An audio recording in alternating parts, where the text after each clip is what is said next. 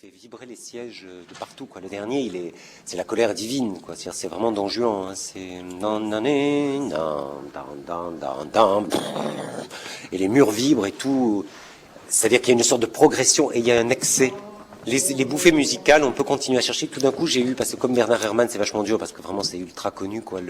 Ce qu'il faudrait, je me disais, il y a un compositeur qui pourrait nous inspirer, c'est Aaron Copland. Je sais pas si tu connais. C'est des envolées comme ça de violon, des suspensions, tu vois. C'est je sais pas, de la musique très climatique, quoi. Tout de suite, t'as des images qui partent. Beaucoup de choses faisaient que cette pièce me semblait être l'atelier d'une recherche. Ça me semblait être comme un essai en termes littéraires. Et je me disais, ça va assez bien avec donc la troupe, notre unité de production, et aussi la dramaturgie qui, pour le dire vite, avait à voir avec la question du territoire et des croyances. C'était ce qui reliait le texte de Magnan au texte de O'Neill.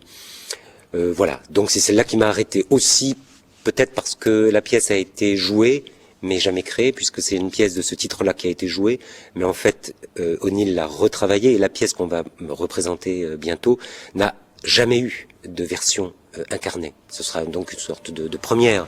Pour donc Magnan O'Neill, je dirais que c'est comme les deux faces opposées du théâtre.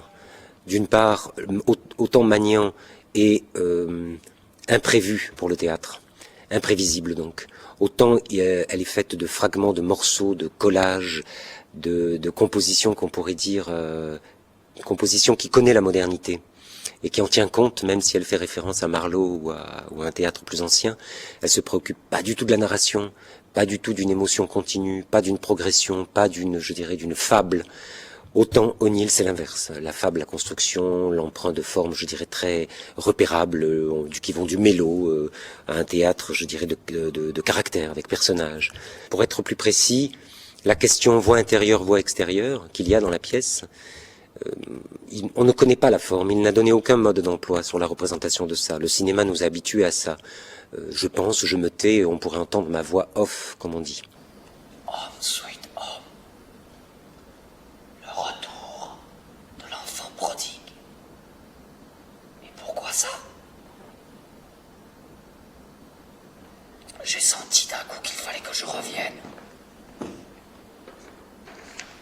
Que je parle avec mère. Elle est totalement, elle est sans cesse construite en on-off, la pièce, on pourrait dire. C'est-à-dire que c'est fermé, ouvert, intérieur, extérieur, croyant et athée, ciel, enfer. Donc sur l'espace, il y a deux maisons qui sont indiquées, des maisons qui ouvrent, qui se ferment normalement et qui permettent de faire un montage d'attention chez une famille ou chez une autre, puisque l'histoire raconte, pour le dire vite et simplement, deux familles, deux voisins, et un enfant d'un des voisins qui est amoureux d'une jeune fille chez les voisins. L'un sont croyants, l'autre non. C'est le début de l'histoire. Encore une fois, je trouve que ce qui en plus est étonnant, c'est parfois la façon dont ça côtoie presque le burlesque. Comment on côtoie le burlesque sans le vouloir. Mais certains personnages sont presque comiques, tellement ils ont réussi à transférer leurs désirs ailleurs, on peut en sourire, comme on sourit des originaux, tellement ils vivent dans leur propre imaginaire.